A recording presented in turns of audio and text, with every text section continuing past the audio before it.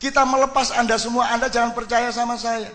Anda jangan percaya sama Cak Fuad, sama siapapun. Percaya kepada Tuhan, kepada Muhammad, dan kepada yang benar. Saya tidak ada, Anda ada masalah. Cak Fuad tidak ada, Anda ada masalah. Gitu loh. Jadi jangan menjadi kultus. Maka tadabbur jimaiyah ini tidak menghasilkan madhab. Ya toh? Madhabnya macam-macam, tidak ada masalah. Kemarin tuh ada siaran yang ngimami tarawihnya gini gitu. Bismillahirrahmanirrahim. Alhamdulillahirabbil alamin arrahmanirrahim maliki yaumiddin. Dibales sen ya. Iya kan na'budu ono ngono iku. Wis mbok iku mazhab capo-opo karo iku. Jadi di sini mazhabnya juga macam-macam, tidak ada masalah. NU, Muhammadiyah mau apa, itu semua hasil tafsir. Tapi harus dikembalikan kepada tadabbur. Anda boleh masuk NU, boleh masuk Muhammadiyah, boleh masuk mana saja, boleh milih mazhab yang mana saja, tapi kembali kepada tadabbur, yaitu bahwa outputmu lebih rahmatan lil alamin untuk siapa saja. Betul enggak, Mas? Oke. Tepuk tangan untuk iblis. Terus ada satu dua hal lagi yang Amir udah ya? Amir udah ya? Oke. Saiki jam piro? 2:30. Kenapa engkau begitu sehat? Hah? Hah? Karena menerima, maka engkau menjadi sehat. Ada sih sebenarnya, tapi engkau kapan-kapan aja. Oke, sekarang 2 orang lagi deh, kalau cuma setengah jam tinggal 2 orang lagi untuk Cak Fuad. Jeda dulu kayaknya. Oke, nanti kita akhiri dengan musik ya. Oh. Udah siap sekarang? Udah sip, oke. Nanti kita puncai dengan musik, yuk. Oh, kono sudah macam-macam loh ya. Simple aja ya. Ini awam-awam marah-marah ini ya. Ini rada goblok-goblok.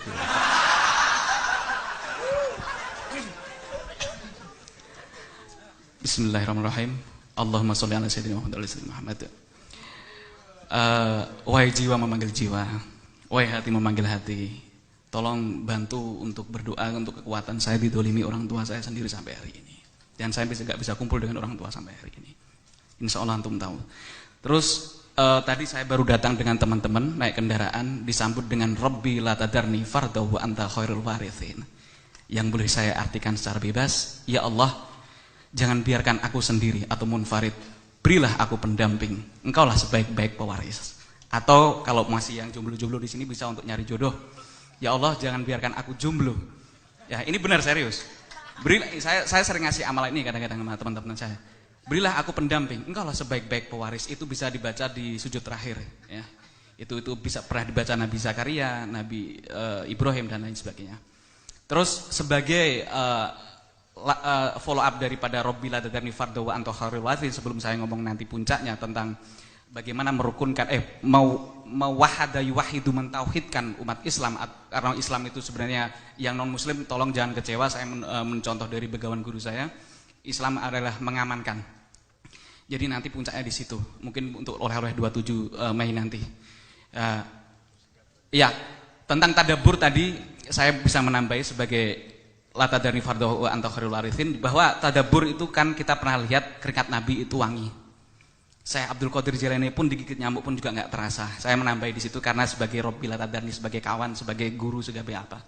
Lah sebagai munfarid kepada pewarisnya, saya dari tadi selalu mengatakan Rabbana ma khalaqta hadza batila. Terus masalah iblis, saya menambahi juga bahwa di surat Al-A'raf ayat 21 itu berbunyi fakosamahuma inni lakuma laminan nasihin. Dan berkatalah iblis atau Samiri atau Semar kepada keduanya, Adam dan Hawa, itu tafsir setengah tadabbur, silahkan, bahwa akulah adalah penasihatmu. Saya pernah mendengar dari begawan guru pernah ngomong orang sekarang itu penceramah atau apa sukanya menasihati. Saya tidak setuju di situ. Itu di surat Al-A'raf ayat 21. Terus saya kemarin SMS dengan kawan saya, seorang kiai host dari Tapal Kuda. Yang saya katakan, saya mau curhat aman jenengan sebagai penerus Al-Makfuroh titik-titik. Kenapa lambang Majapahit atau Surya Majapahit itu jumlahnya 9 dan diteruskan ormas Islam terbesar di Indonesia? Kenapa tidak 11? Ya. Karena dasarnya jelas di surat Yusuf ayat 4, kalau Nawakartika atau bintang 9 mungkin hanya pas ketika zaman wali atau zaman awalnya berdiri organisasi tersebut. Kalau ukurannya sahabat 4, kenapa Imam Hasan tidak dimasukkan padahal dipilih lewat suro dan memimpin selama 6 bulan lebih, walaupun sehari bagi saya kalau khalifah tetap saja khalifah. Ya. Assalamualaikum warahmatullahi wabarakatuh. Selamat malam semuanya dan ayahanda Cak Nun dan Cak Fuad. Perkenalkan sebelumnya nama saya Anissa. Singkat saja, karena saya ingin tahu. Pertanyaan ini akhir-akhir ini berseliweran di kepala saya dan penasaran sekali ingin tahu jawabannya. Pertanyaannya itu adalah, keimanan kita itu otoritas kita atau otoritas Tuhan? Atau kolaborasi keduanya? Dan bagaimana kolaborasinya itu? Kalau misalnya kolaborasi. Lalu yang kedua, bagaimana kita bisa mencapai standar umum keimanan yang baik dan bagaimana mempertahankan keimanan itu? Ya, sekian pertanyaannya. Terima kasih. Assalamualaikum warahmatullahi wabarakatuh.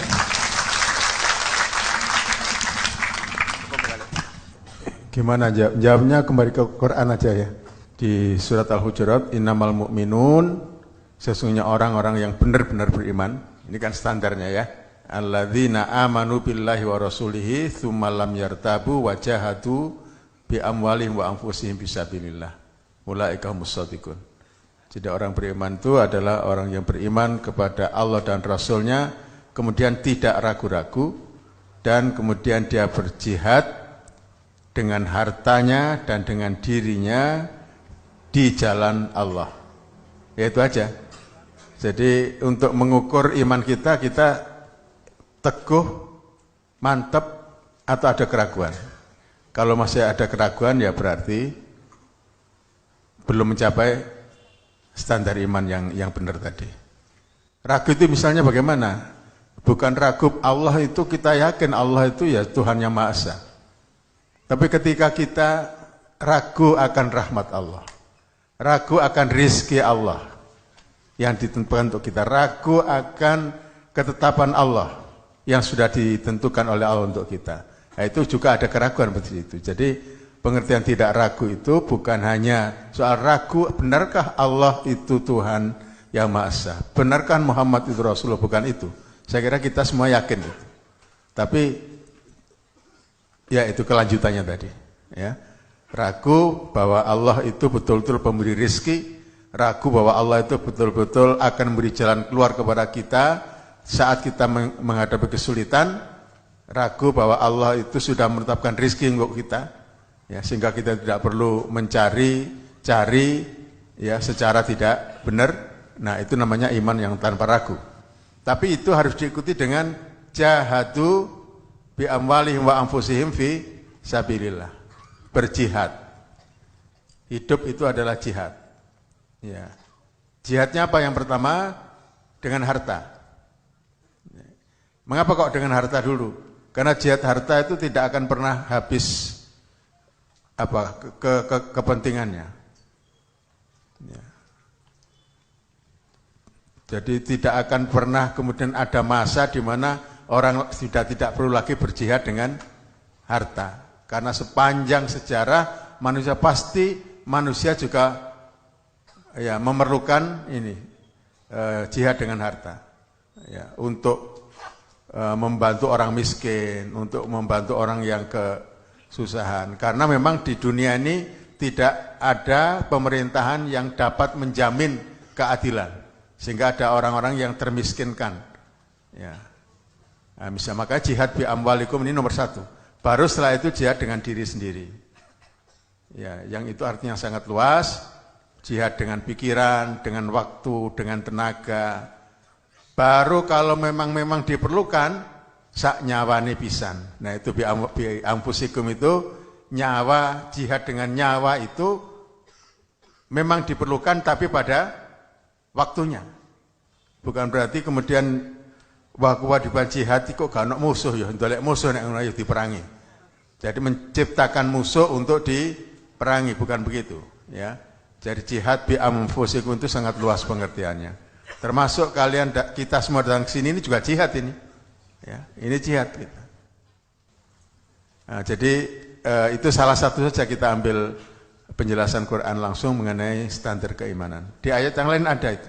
Innamal mu'minuna alladzina idza dzukirallahu wajilat qulubuhum wa idza tuliyat alaihim ayatuhu zadatuhum imana wa ala rabbihim yatawakkalun. Misalnya itu, dan masih bisa dicari lagi dalam Al-Qur'an. Tapi saya kira itu aja yang paling pokok saya sampaikan. Terima kasih. Saya melanjutkan ini, nanya ke Cak Fuad, ada ayat lain Cak Fuad yang menunjukkan hubungan timbal balik antara kadar keimanan seseorang dengan ujian Allah. Kalau nggak salah ada, apakah engkau mengira engkau sudah beriman sedangkan engkau belum mendapat? Ya. Am hasibtum an tadkhulul jannah wa lam ya'lamillahu alladziina aamanu minkum wal ladziina maaf. Ya. Walanabluwanakum bisya'in minal khauf dan seterusnya. Jadi memang iman itu harus diuji, ya. Harus diberikan ujian. Rasul mengatakan bertambah kuat iman seseorang, bertambah besar ujiannya.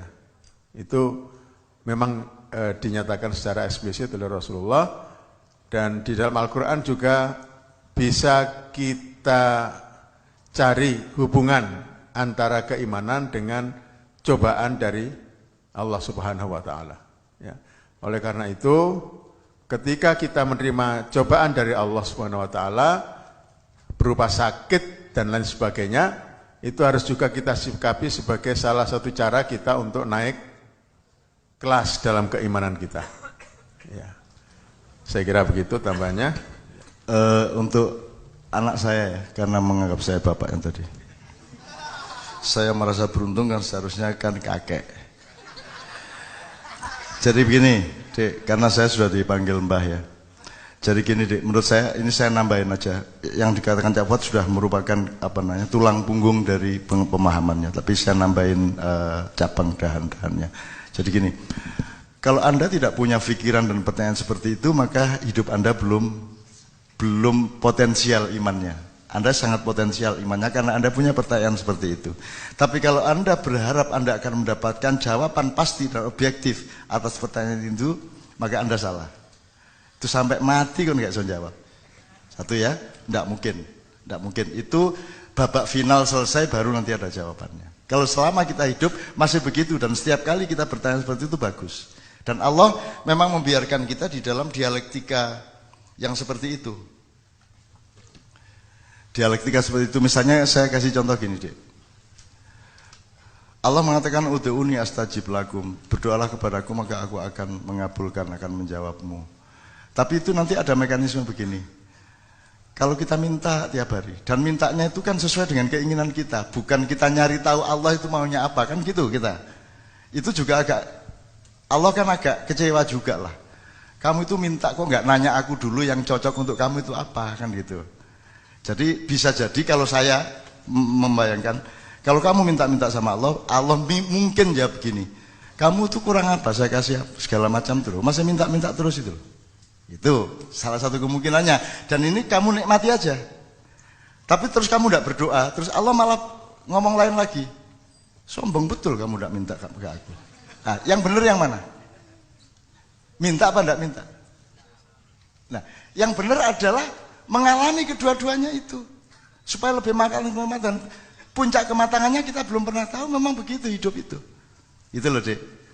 Dan mengukur iman sendiri ya tidak bisa, yang bisa mengukur ya Allah nanti kan, kita tidak bisa, tapi kita terus bergerak seperti itu gitu ya, Dek ya.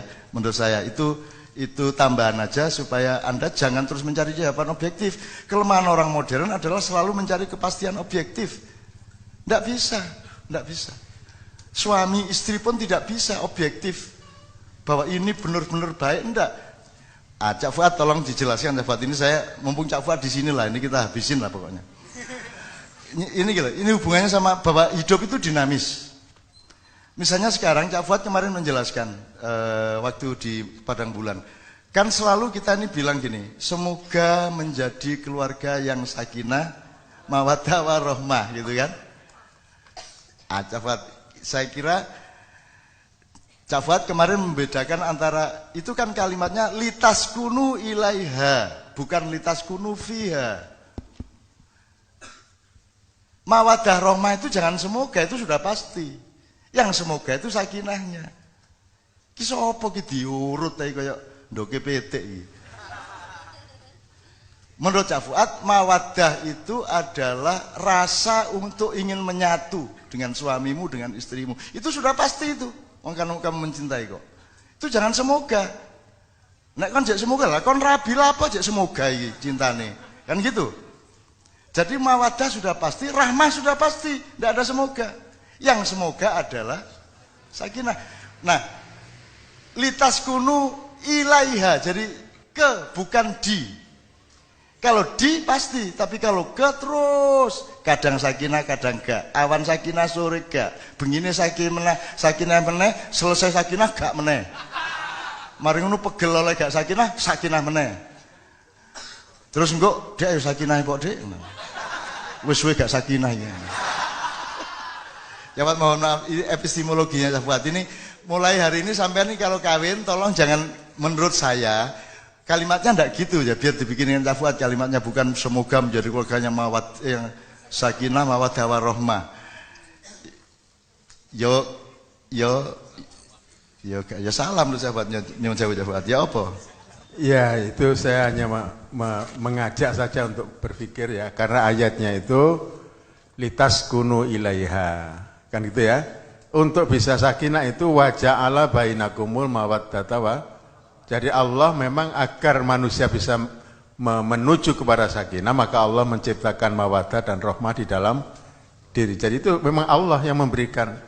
Sudah diberikan kepada Allah pada hati seorang manusia itu dengan pasangannya itu mawaddah wa rahmah. Nah, itulah yang menjadi bekal untuk membentuk keluarga sakinah. Tapi sekali lagi di situ saya ingin memberikan satu catatan bahwa di situ litaskunu ilaiha, gitu ya.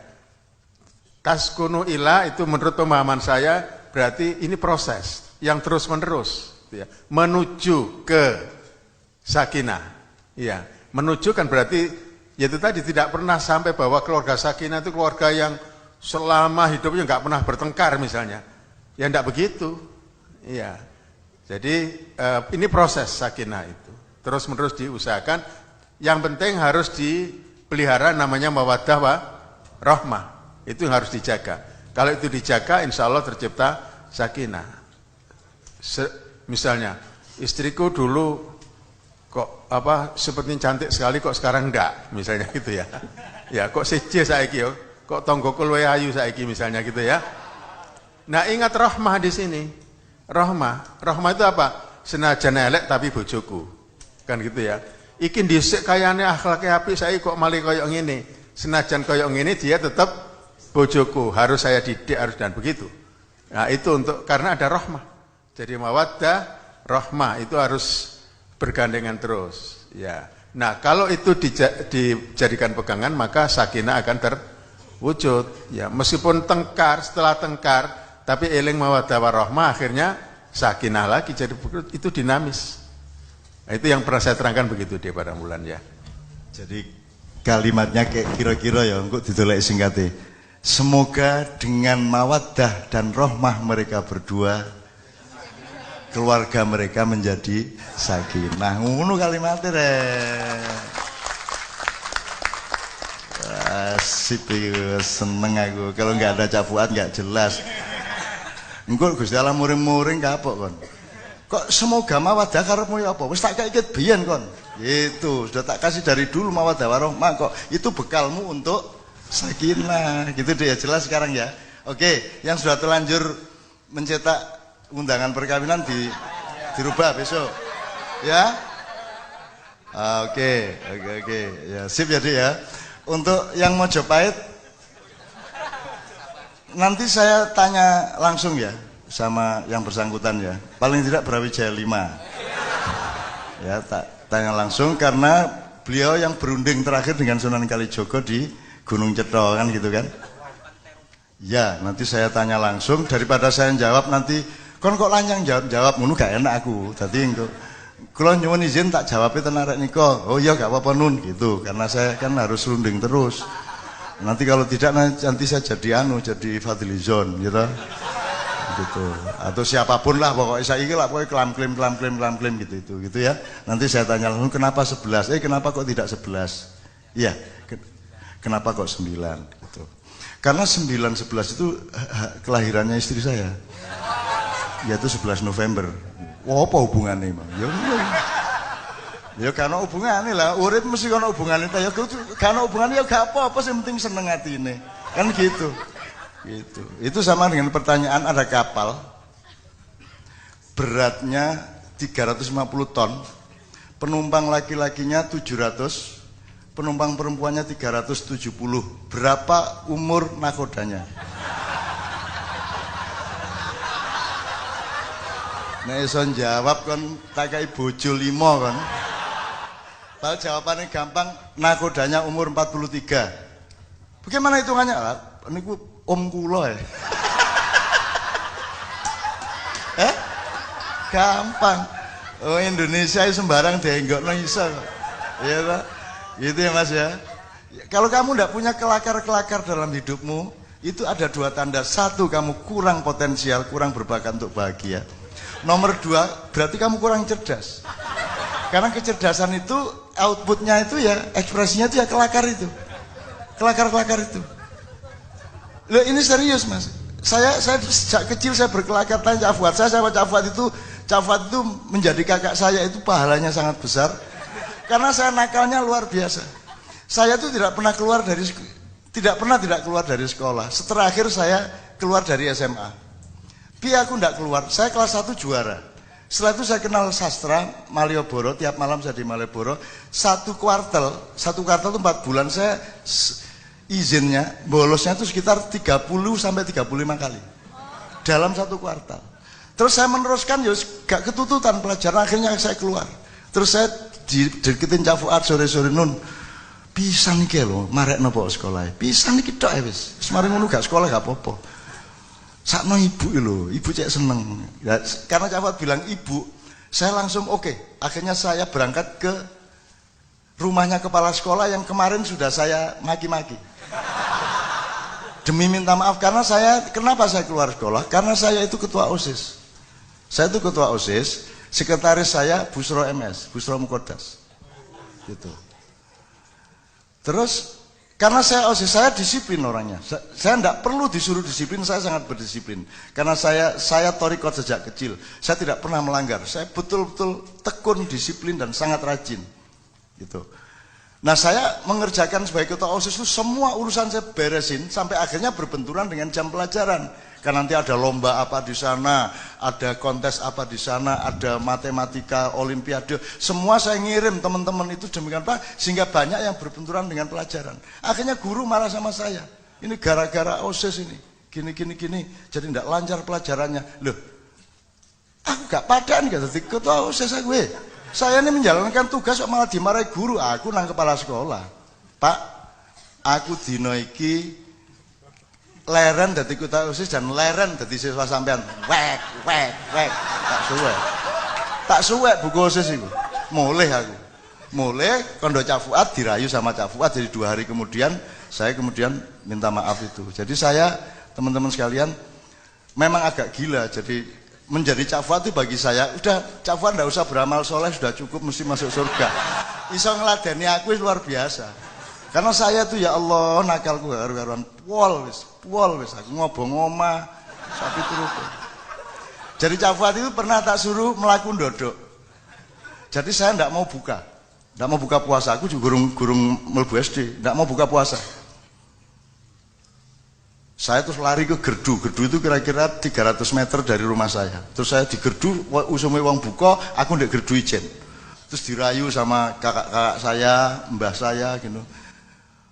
Aku gelem buka tapi mlaku ndodok, nggawa panganan teko omah nang gerdu. Mbok Cak Fuad ndodok ini nggawa panganan. Wes. Wah, aku nakal pol waktu itu, Mas. Ya, jadi kalau saya kembalikan kepada Anda, Dek. Jangan lupa Allah sendiri mengatakan begini, wahai manusia, engkau tidak makan kecuali aku kasih makan. Padahal kan Allah mengatakan, bekerjalah kamu, fantashiru fil ard, untuk mencari nafkah kan. Tapi begitu kita cari nafkah, Allah mengatakan, kamu tidak makan kalau tidak aku beri makan. Wahai manusia, engkau telanjang kecuali aku beri pakaian. Jadi itu dialektikanya begitu. Sama dengan doa tadi itu. Gitu loh. Nah, kamu jawab begitu.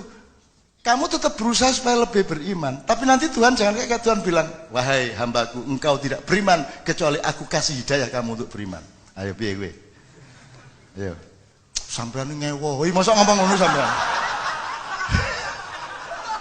Kan enggak bisa bilang gitu.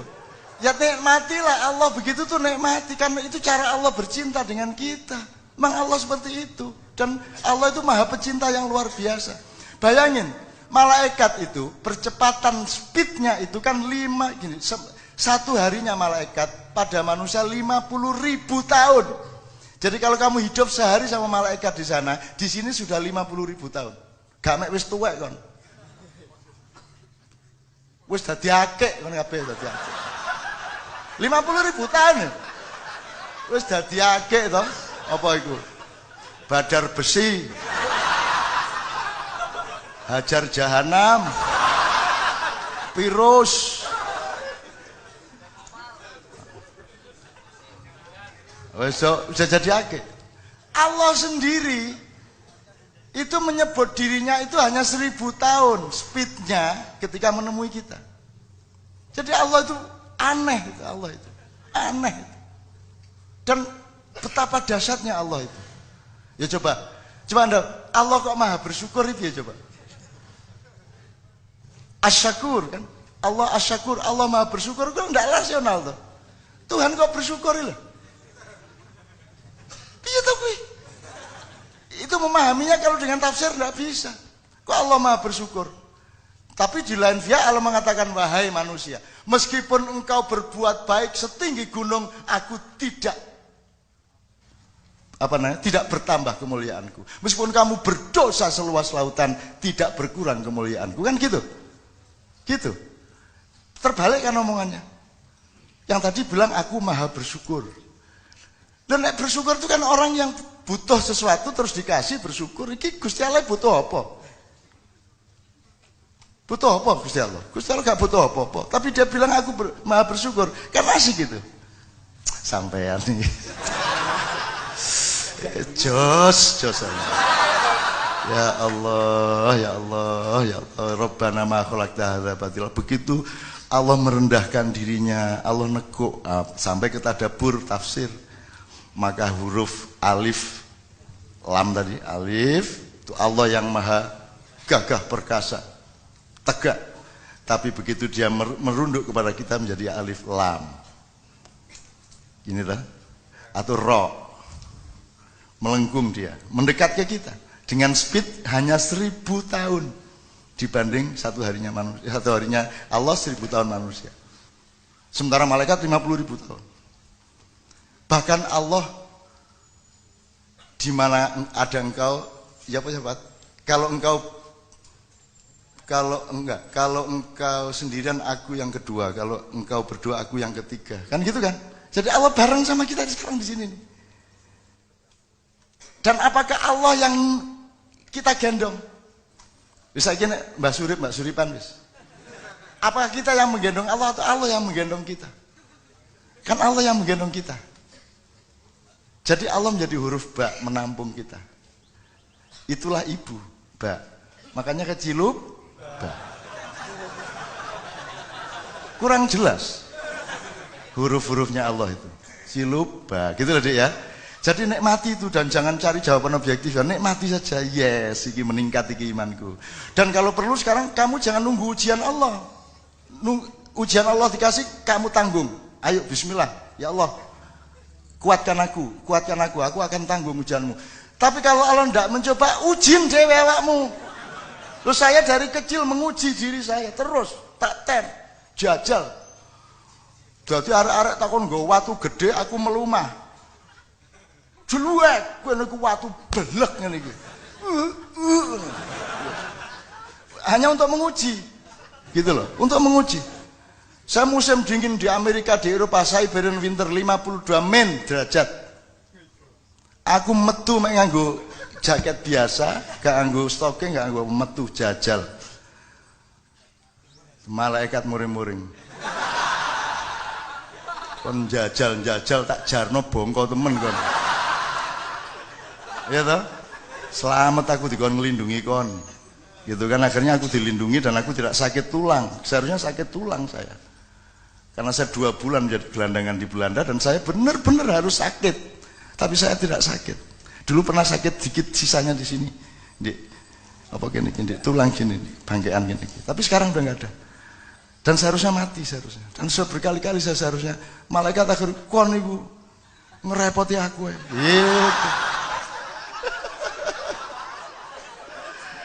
Gitu deh ya, yang asik sama Allah, isyik ya, yang akrab sama para malaikat, akrab sama Allah. Dan kalau ada jin melintas, kamu sapa dengan baik-baik. Kalau ada yang kerasukan temanmu, jangan diusir dia, bilang sama dia, Mas, iki bocah urung kuat, gue karo aku baik. Gitu. Itu yang membuat nyuwun sewu saya ini kan dianggap bisa gitu-gitu, dan saya kalau sudah darurat saya dipanggil untuk ngusir. Aku saya tidak mau ngusir saya. Mis tak cekel tok. Iki areke gurung kuat kon melok aku sik ta ya, gak apa-apa ya. Nek karo aku lah gak usah ganggu aku. Tak kontak kae tak anu tak pakani sak karepmu lah. Iki areke sakno iki ya karo aku karo tak cekel kene wis terus dia tidur. Sudah sembuh dia. Kosong lagi. Akhirnya jinnya ikut saya. Gitu loh. Terus njaluk, Cak, aku tukono sate Padang.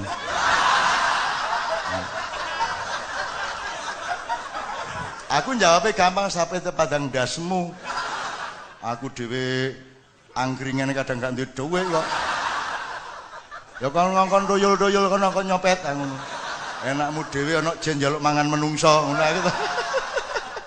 Ya tapi dia ketawa. Wah, sampean ini lucu teman. Wah, lucu teman. Maka mereka seneng sama saya. Loh, ini karena saya tidak benci, saya tidak pernah benci, saya tidak pernah ngusir-ngusir. Ini bumi kita bersama. Allah mengatakan, ya ma'syarul jinni wal insi. Jin disebut lebih dulu di Quran, tidak pernah manusia loh. Jadi teman kita. Cuman kita tidak boleh melakukan hal-hal yang sifatnya syirik kepada Allah dan seterusnya. Bahwa teman-teman, tanah aja teman kok, semut aja teman kok. Kan itu loh Mas, Mbak ya. Itu, jadi demikianlah makalah mengenai jin untuk sementara waktu. Jadi kalau ada apa-apa, kalau ada yang kesurupan di Depok, di Pluit, di mana-mana, kalau terpaksa sebutin jenengku. Tak kandak nombah nun lho kowe. Ngono. Kemarin teman-teman yang dari Mandar dapat cerita sangat banyak dan agak wah ya Allah, kenapa engkau letakkan aku di tempat yang seperti itu? Masa ada demo dipukulin tentara di zaman Pak Harto, terus ada satu anak yang Janun, tolong aku Janun. Lah demo di Makassar njaluk tolong aku di Jogja. Janun. Tiba-tiba Mas, dia jongkok itu tiba-tiba sudah berada di depan rumahnya. Yang jaraknya 15 km dari tempat demo itu. Dan dia nggak paham sampai sekarang. Dan saya bilang, enggak, kamu tuh enggak demo, kamu tuh memang di rumah, kamu ngelamun. Kamu itu ngelamun, tidur, kamu pikir kamu demo, terus kamu ngelendur ke depan rumah, saya bilang gitu. Loh, jangan serem-serem, saya enggak punya kemampuan apa-apa. Lah temenan Mas. Itu kan soal terpaksa. Kalau Anda nyebut nama saya terus kemudian beres masalahnya, bukan karena nyebut nama saya. Cuman Tuhan tidak tega sama saya. Oh alah sakno arek iku wis disebut-sebut jenenge mosok gak tak marekno. Kan gitu. Bener enggak Mas? Tuhan kasihan sama saya. Kalau Tuhan kasihan sama saya dan Anda sudah serius bener nyebut saya, kan Tuhan tidak tega. Ya sudah kalau gitu tak sembuhin. Kan gitu. Bukan karena saya hebat. Gitu. Tidak ada yang manusia hebat, tidak ada. Di Ma'iyah semua harus tahu bahwa manusia tidak ada yang hebat. Tidak ada di antara kita yang hebat. Yang hebat hanya Allah Subhanahu wa taala. Terakhir. Aku tuh nggak ngerti apa-apa soal gitu Mas. Ngelihat yang nggak bisa. Cuman dimintai tolong. Akhirnya aku kirim wong. Kirno. yo kadang tak kirim. Kirno terutama yang tak suruh nanganin gitu-gitu tuh.